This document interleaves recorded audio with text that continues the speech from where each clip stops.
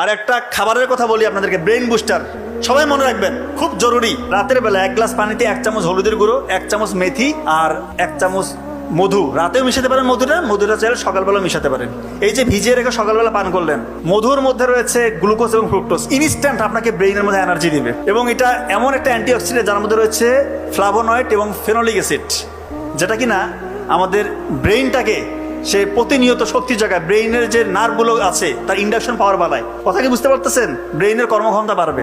হলুদের গুঁড়ো, এটা একটা অ্যান্টি ইনফ্লামেটরি এজেন্ট, এটা আমাদের ব্রেইনটাকে সুরক্ষা দেয়, নিউরনগুলোকে সাপোর্ট দেয়, নিউরনকে ধ্বংসের হাত থেকে রক্ষা করে। এবং BDNF, brain drive neurotrophic factor, এইটা রয়েছে, এটা এক ধরনের প্রোটিন, এটা রয়েছে হলুদের গুঁড়োর মধ্যে।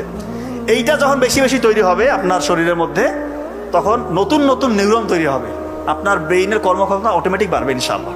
এবং মেথি, এটা দীর্ঘ সময় ধরে ধীরে ধীরে যতটুকু আপনার প্রয়োজন ততটুকু করে গ্লুকোজ